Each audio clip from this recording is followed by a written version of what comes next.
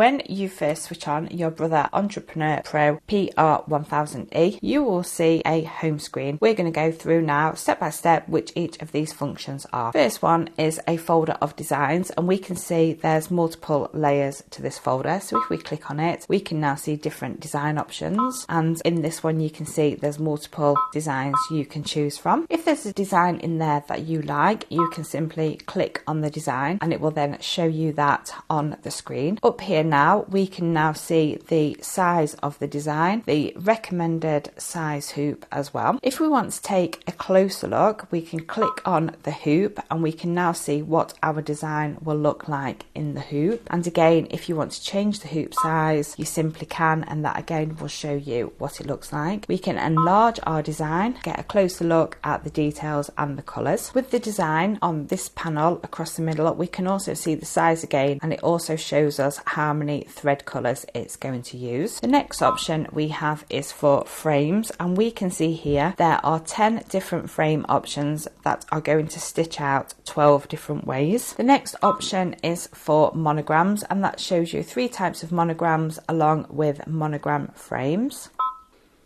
Here again we have multiple files, and we can go through, and these are different fonts that are already contained within your Brother sewing machine, including some of the smaller ones that will stitch out perfectly. Next we have the Brother alphabet, which you will find installed in most Brother sewing machines. Here we have the Renaissance lettering. This is just quite fancy and decorative.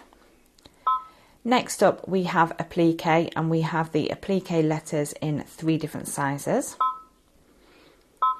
Also included is Greek lettering.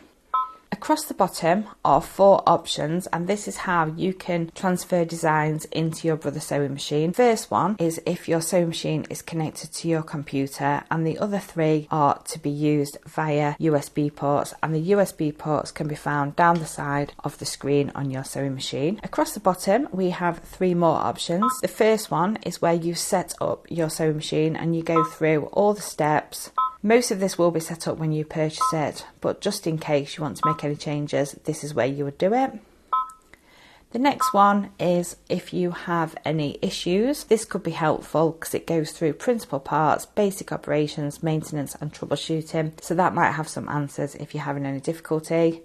And the final option is for moving the carriage arm. So if you needed to change a thread and it was, say, under number 3, you could click on number 3 and the carriage arm would move on your sewing machine. And this can also be useful if you've been using your little snowman and you want to remove it and you just need to move the carriage arm.